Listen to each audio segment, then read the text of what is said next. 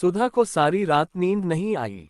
उसने बराबर में गहरी नींद में सो रहे संतोष को न जाने कितनी बार निहारा। वह 2-3 चक्कर बच्चों के कमरे के भी काट आई थी।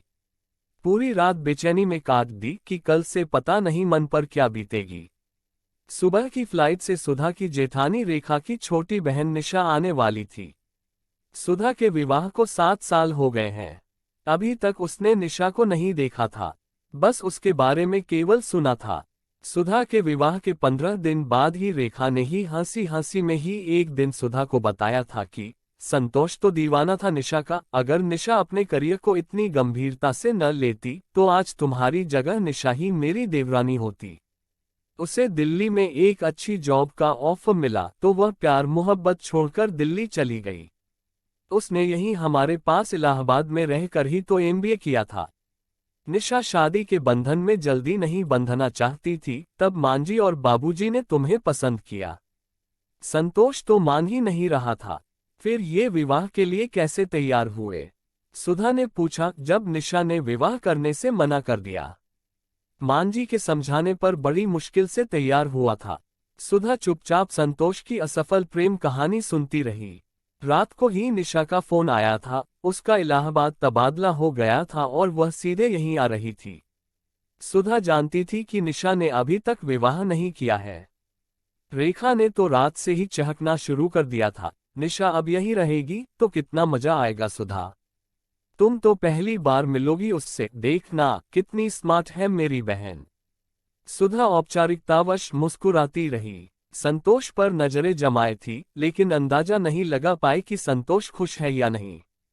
सुधा व संतोष और उनके 2 बच्चे मंटू और गीता, जेठ जेठानी व उनके बेटे सुधीर और वीटू, सास सरिता देवी और ससुर विनोद जी सब इलाहाबाद में एक ही घर में रहते थे और सबकी आपस में अच्छी अंडरस्टैंडिंग थी।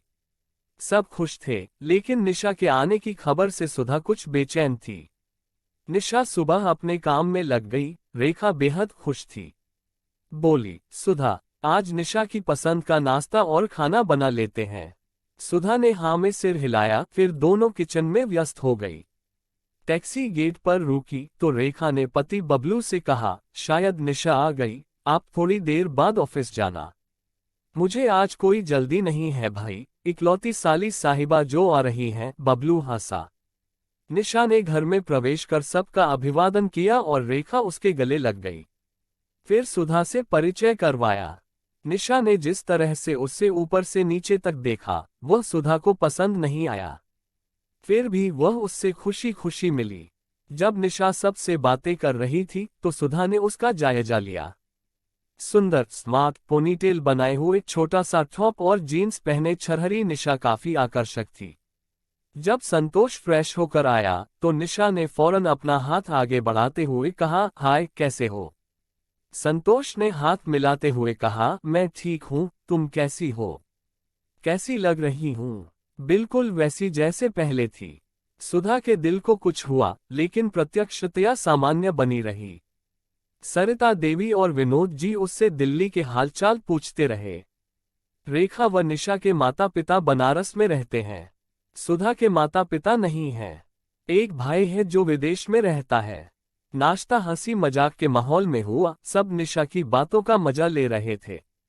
बच्चे भी उससे चिपके हुए थे। मंटू और गीता थोड़ी देर तो संकोच में रहे, फिर उससे हिल मिल गए। सुधा की बेचैनी बढ़ रही थी, तभी निशा ने कहा, दीदी अब मेरे लिए एक फ्लैट ढूंढ दो। रेखा ने कहा, चुप कर, अब हमारे साथ ही रहेगी। बबलू ने भी कहा, अकेले कहीं रहने की क्या जरूरत है, यहीं रहो। बबलू और संतोष अपने अपने ऑफिस चले गए। विनोद जी पेपर पढ़ने लगे। सुभद्रा देवी तीनों से बातें करते हुए आराम से बाकी काम में रेखा और सुधा का हाथ बटाने लगी। सुधा को थोड़ा चुप देखकर निशा हंसते हुए बोली, सुधा क्या तुम हमेशा इतनी सीरियस रहती हो? रेखा ने कहा, अरे नहीं, वह तुमसे पहली बार मिली है, घुलने मिलने में थोड़ा समय तो लगता ही है ना। निशा ने कहा, फिर तो ठीक है, वरना मैंने तो सोच रही थी कि अगर ऐसे ही सीरियस रहती होगी तो बेचारा संतोष तो बोर हो जाता होगा। वह तो बहुत हंसमुख है। दीदी, संतोष अब भी वैसा ही है, शरारती, मस्तमौला, या फिर कुछ बदल गया है? आज तो ज्यादा बात नहीं हो पाए। रेखा हंसी, शाम को देख लेना। सुधा मन ही मन बुझती जा रही थी। लंच के बाद अपने कमरे में थोड़ा आराम करने लेटी तो विवाह के शुरुआती दिन याद आ गए। संतोष काफी सीरियस रहता था, कभी हंसता बोलता नहीं था, चुपचाप अपनी जिम्मेदारियां पूरी कर देता था। नवविवाहितों वाली कोई बात सुधा ने महसूस नहीं की थी। फिर जब रेखा ने संतोष और निशा के बारे में उसे बताया तो उसने अपने दिल को मजबूत कर सबको प्यार और सम्मान देकर सबके दिल में अपना स्थान बना लिया। अब कुल मिलाकर उसकी गृहस्थी सामान्य चल रही थी। तो अब निशा आ गई। सुधा मंटू और गीता को होमवर्क करवा रही थी कि निशा उसके रूम में आ गई। सुधा ने जबरदस्ती मुस्कुराते हुए उसे बैठने के लिए कहा तो वह सीधे बेड पर लेट गई। बोली, सुधा, संतोष कब तक आएगा? 7 बजे तक, सुधा ने संयत स्वर में कहा। उफ, अभी तो 1 घंटा बाकी है, बहुत बोर हो रही हूँ। चाय पियोगी? सुधा ने पूछा। नहीं, संतोष को आने दो, उसके साथ ही पीऊंगी।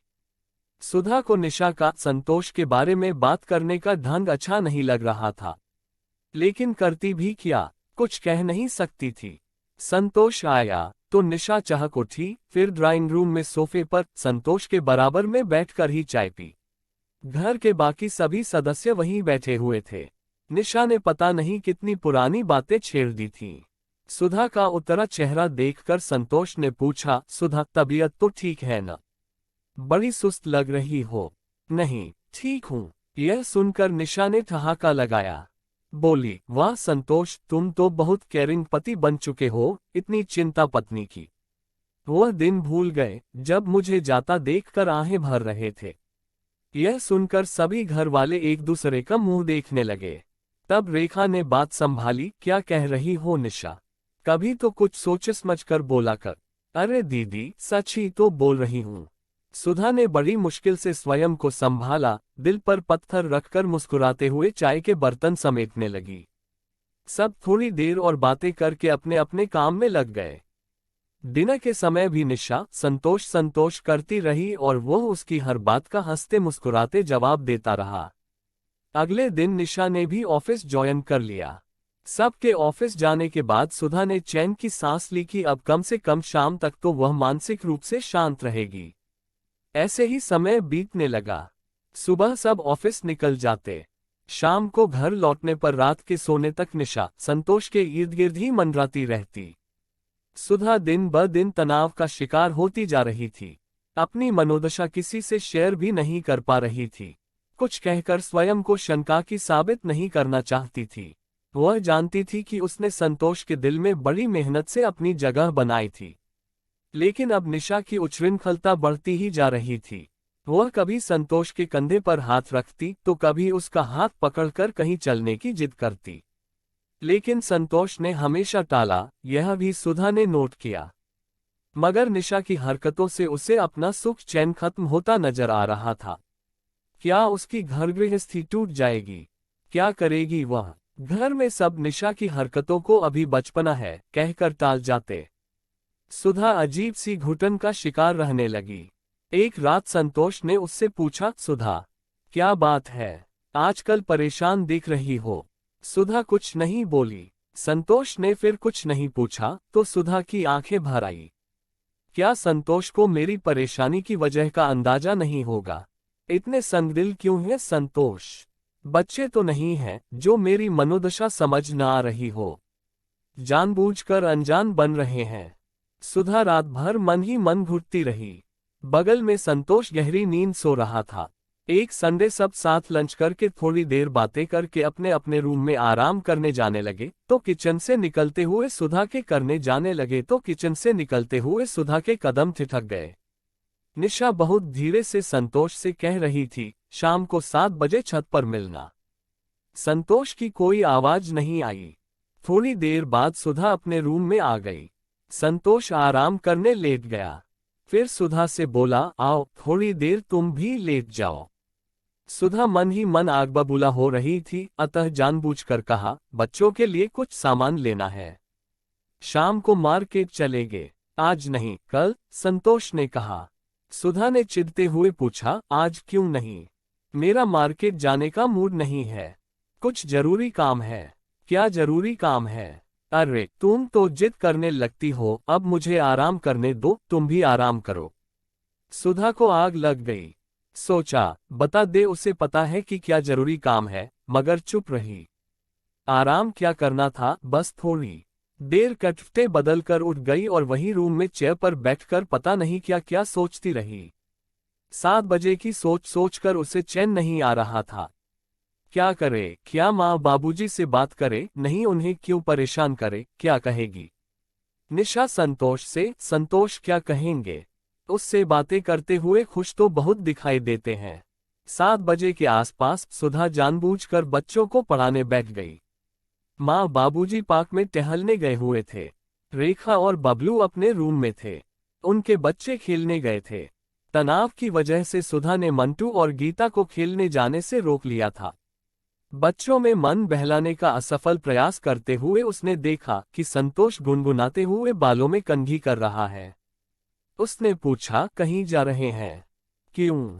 ऐसे ही बाल ठीक नहीं कर सकते हैं क्या? संतोष ने उसे चिढ़ाने वाले अंदाज में कहा, क्यों, कहीं जाना हो तभी बाल ठीक करते हैं? आप हर बात का जवाब टेढ़ा क्यों देते हैं? मैं हूं ही टेढ़ा। अब खुश? तो अब जाऊं। सुधा की आंखें भर आई, कुछ बोली नहीं। फिर मंटू की नोटबुक देखने लगी। संतोष सीटी बजाता हुआ रूम से निकल गया। 5 मिनट बाद सुधा बच्चों से बोली, अभी आई, तुम लोग यहीं रहना, और कमरे से निकल गई। संतोष छत पर जा चुका था। उसने भी सीढ़ियां चढ़कर छत के गेट से अपना कान लगा दिया। बिना आहट किए सांस रोके खड़ी रही।